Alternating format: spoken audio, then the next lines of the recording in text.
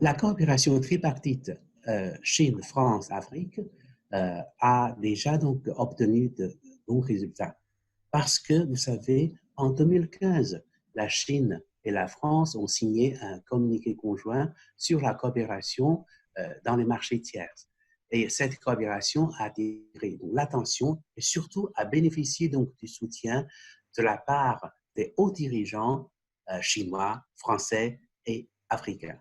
Vous savez, lorsque j'étais ambassadeur au Gabon, nous avons connu un exemple vivant de ce genre de coopération.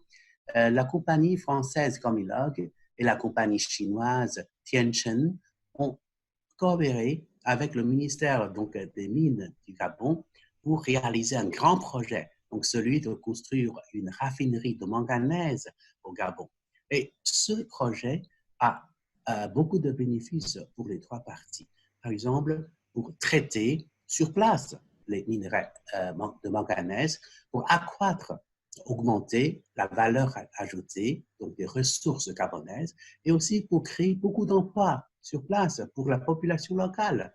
Donc, c'est une coopération, je dirais, donc gagnant-gagnant. Je sais bien que les compagnies françaises et les compagnies chinoises ont encore d'autres projets de coopération en Côte d'Ivoire, au Cameroun, au Congo, etc.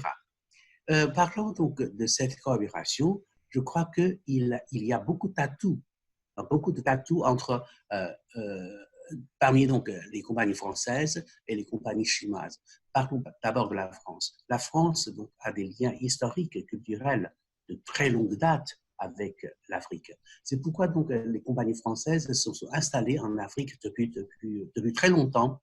Et elles connaissent bien le terrain, elles ont des facilités de communication avec le gouvernement et les populations locaux. Tandis que les compagnies chinoises, ils ont déjà réalisé beaucoup de projets de construction en Afrique. Et elles ont une grande capacité d'exécution. Et maintenant, même maintenant, il y a encore donc 100 000 ingénieurs et techniciens chinois qui travaillent au chantier pour réaliser plus de 1000 projets en Afrique. Et je crois que, à part les secteurs traditionnels, on peut très bien exploiter les nouveaux domaines de coopération entre la Chine, la France et l'Afrique, comme la protection de l'environnement, la nouvelle énergie, ou bien donc la formation professionnelle, hein, parce que les jeunes représentent l'avenir d'un État et d'une nation. Et maintenant, on a un grand besoin de formation professionnelle.